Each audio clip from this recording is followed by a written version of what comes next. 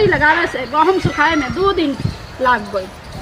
अभी वो बढ़िया नहीं थे सूखल, अभी कच्चा कच्चा करते बड़ू। का मई? अरे का हो? अरे ई का करते रहते है सब?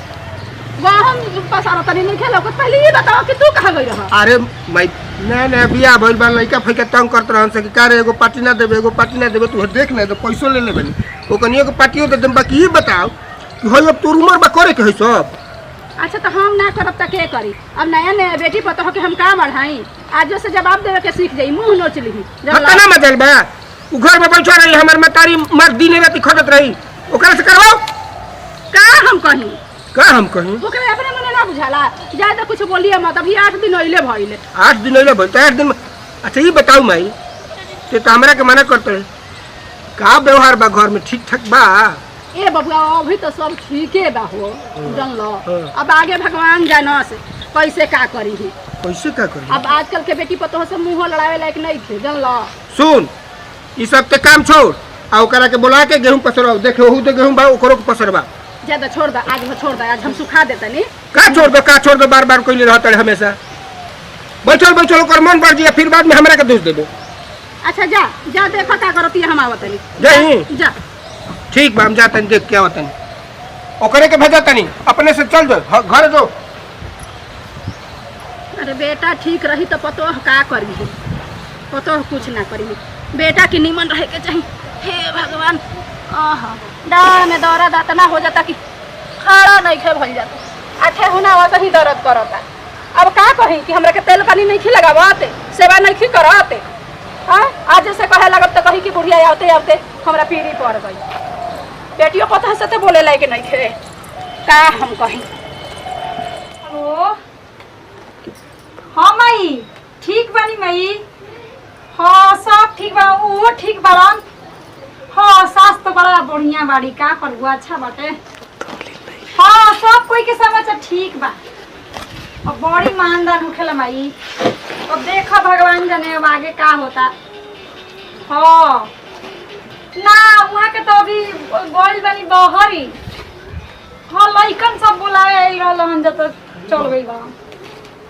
हाँ ठीक बा माई, ठीक बा। रखा तनी, गोल लगा तनी। का हो? कहीं आ गई नी? तनी और सटा होने। आई बैठ। अरे ला तू ही पीड़ा बनाया ना और बार हमरा घर में आई बड़ी कहानी का हाल बा? ठीक बा, कहां गोल रही? अरे लइका कहत रहन सब पार्टी देबे के। अच्छा की शादी भइल बनाया ना। हां तू जो भी तो तार सकी कहे सकी तनी को पार्टी दे।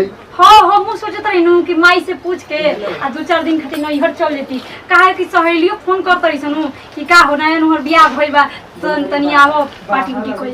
सब ता ठीक लागत है। हाँ लेकिन ई बताव कि हम माई घामा में हाँ अकेले गेहूं पसारतिया आ तू घर में बाड़ू, ठीक लागत है? माई के घाम नहीं लगत? तो अब बताई, हम तो 2-4 दिन अभी अइल ही, भइल 8 दिन भइले कोई। तो हम अभी बहरी कैसे जाके गहूं पसार? हई अंगना में पसरले रहती तो चला देती। अब बहरी हम कैसे जाई बताई रुआ? देखिए शिकायत मत होके। अब बोलिए तो देखनिए कि माई चलावतिया गेहूं बड़ा हमरा दुख बुझाई है। ऐसे क्यों बूढ़ बिया नु ओकरा कमर में दर्द हो जाता। अब तू ही लोग सहारा बड़ू कर बोलले ना कुछ ना हो कि हम सब देख सुन लेम, घबराए के नहीं। अभी तो फिर निकले लगा हम बहरिया। हाँ सब देखिए, ध्यान रखिए। हाँ जाए नु। हाँ ठीक बा, जाई माई आई तो माई एम तो खाना उना दे देनी। हाँ यही बात हम कह चाहते हैं कि माई है तो कनी बेना उना हाथ देनी। बूढ़ पुरनिया के सेवे कोइला से मिलेला। ठीक बा। ऊपरो वाली जौन बड़े नु सेवा करबू तबे तहरा के सब कुछ भर दी है ना बोलले बा गलती करबू तो जानते बड़ू हमरा के हम कितना पिनपिना है। माई फोन करके ये समझैलस या कि सब कोई के सेवा वो करिए कैसन वालो। तो हम सब कोई के बढ़िया कहनी है। हाँ। बड़ा बढ़िया वालो। अपना घर के शिकायत ना कह देला ना तो जानते बड़ू हमरा के कितना पिनपिना है। ठीक बा, ठीक से रहियो। जाते नहीं हो तले फिर एगो हम अपन सहेलिए भी बतिया देते। तले अभी कोई आवते नहीं है, तले का कर। हाँ रिंकू का हाल चल बा हो? आज ना हो ठीक बा सब कोई। हाँ बढ़िया बा। आइन कहनी है इनकरा से अभी आइल रहले हैं बहरी से नु तो सलाह लेनी है कि ए जी हम जाई तनी से हमहू 2-4 दिन खातिर नहीं हो तो हमार सहेली बोलैली है सन। हाँ आई भाई उनकरा के लिया के। अच्छा उनकरा से पूछब चलिहन तो ठीक बा, ना चलिहन तो का करब। हाँ बाकी लिया के आई उनकरा के। हाँ ठीक बा। ठीक बा लिया के अइबे करम कोनो बात नहीं है। हाँ ठीक बा। ए तू मजाक हमरे से कर लू उनकर से मजाक कर ली हम। हाँ ठीक बा रखी। अच्छा सहियन बुधवारी को बोल बड़ी काम करे काम कर थुइयन अहियन तो भूखाइले अहियन तो देवे कोई न खा फिर टाइम मिली तो बतियन तारे के ठीक बनू। हाँ ठीक बा रख तनी ठीक जा तनी दादा घरे अहियन जब भूखाइले अहियन जब बैठ के बतिया लेनी ढेर दे। अब जा तनी घर देखी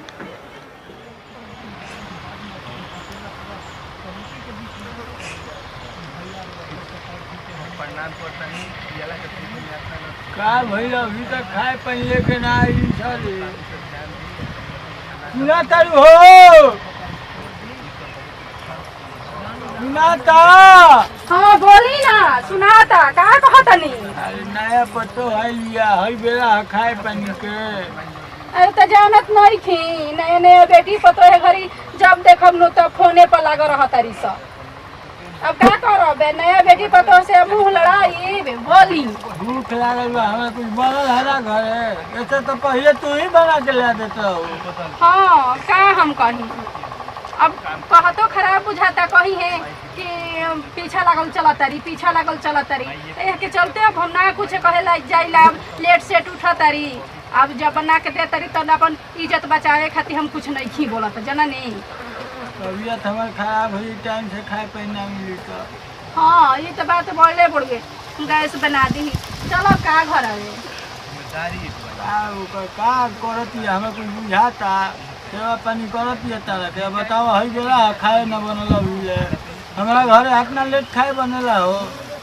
अब का करब अब तो जहिया से आई बड़ी हाड़ी छुआ देनी अब खाए पानी उनकरे पसऊ देनी अभी खाता गहूँ अथी कैनी गहूँ पसरनी गहूँ ना रहे दिन से जन्नी भोरे से तो हम लगनी न हईनी पूजा पाठ कैनी जन्नी अब के जने किचन में बनल बाकी नहीं बनल चली ना घर आवे देखो कुछ ले आओ बात तो हम खाई पी चली घर में चली आराम से देखब संभाल के चलब। बबुआ कहाँ है? बबुआ घर ही बड़ा बबुआ कहाँ जाई सुना तर हो चली आराम से देखब। एगो हम बियाह कऽ के ले आई रही रुआ देखले रही नु कि कैसे बाप माई के हम सेवा करत रही हैं का करो का बुहे जवाना रह गइल बा ना बुहे जवाना बा ना जी उहे जमाना कहाँ रहल बा बैठी है जे खमान बैठी बाप रे खमान बैठी बढ़िया फोटो डालत रे बाप। अरे इधर बुझा तरवे कहाँ बाड़ू कइथन कितना बढ़िया फेसबुक पर डालत करो बबुआ हो बाप हम एगो छोड़ दे फेसबुक पर फोटो का भाई का बोलते रे। अरे आई बड़े बाबूजी ठीक नो आ कबे से आवाज देतनी कहाँ हो। अरे इहे बतिया तो हम समझाओ तुम सुनत अच्छा देखो चिनन नु देखत रानी हमारे बाबू आई बड़े उनका के हऊ कैसे का पता है उनका के बुझत नहीं कि भोजन देवे के बा भोजन अच्छा ठीक बा कर दी कि बैठा रहस ऐसा तारा ये बुझाता कि बड़ा बुजुर्ग आज बड़ा नागना में ततनी गोड़ पानी उनी दीही हम कितना रोज गोड़ा लगा देला का हम ना ला हम रोज होय देखो ले आ तनी खाए खइयन जा अभी ये तो बाकी रहे हमरा बियाह भइल बा त ये हमरा के पगला दे ना घर बतियावे त घर घर के हम बतियावे बताओ भाई हो मत बतियाओ केनहु मत बतियाओ खाए खाए ई लोग के हमारे खाई खाती हमारे घर से बियाह क के भेजले हलो खाली।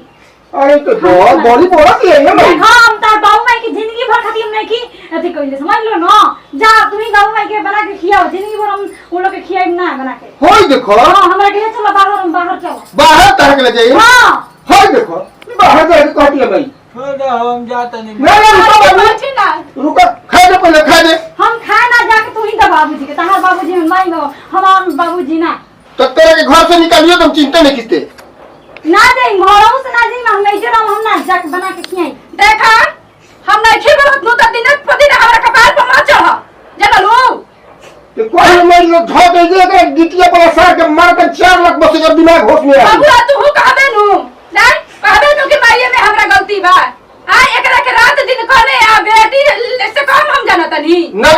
रउआ देखत नहीं कि दिन भर करत घर से हमारा बाप रे ने कमरा तोरा सामने है देखा तरे कैसे कौन चीज ऐसन जुबान चलावती है हमरा के मम्मी कैसे जवान हाय बूढ़े हमर का पता रन खइला बिना जो पहले खा दे। अरे हते आरी तो रउआ देखियो के तोरा मोह नहीं खेला रउआ किया ही रउआ जाई अपन खियाई बाप हम बाबू के डंडा खींच अब 4 घंटा मार बाबू घर के नसार के ही जी ना छोड़ दे मारी मत जिंदगी भर हां बाबू भाई बुझा तक नौकर बना के भेजले बा नौकर तोरा के कहता तो तोर फर्ज में बात तोर करम में बना के देबे के बना के ना खिया तू पूर्ण मताई के दे दिन चली दे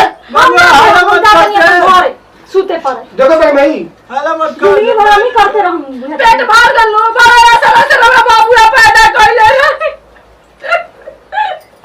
अब तो जमे रही एकदम नाश कर दे जाई एक भाई से निकाल करी हम घबरा मत। हां तू हूं अपन बेटी के ले बुझा हां तो तोहरो बेटी करत होगी देखनी हमनु देखनी ये दिन देखे के बाद जा तो रहते हम बाबू में जरूर जाते नहीं रहते अकेले का हम तेहू रहू हम बाबू में जरूर ना रहो ना तेरो ना रहो मत के रो के रो तोरे के तुरंत पहुंचाओ ना हम बना के खियाई ना अरे बाप रे रोवे चल जिम तो हम के करत चते रहो के करे तो क्या बुझाता तब से कहत नहीं कि बाबू भूखाई बड़े ना नहीं का कहती देखो अब तो ही देखो हम का ना भाई चुप रही रहुआ ना अगर रहुआ सबे ना रहम तो हम घर में रह के का करम हां रहुआ सबे नु हमार बानी आ एगो बाप मतारी के हम छोड़ के आइल बन तो रहुआ सबे के नु सेवा करम रहुआ नु बाप मतारी होई इतना दिन से तारा की आज तक हम बेटी से कम देले बनी भाव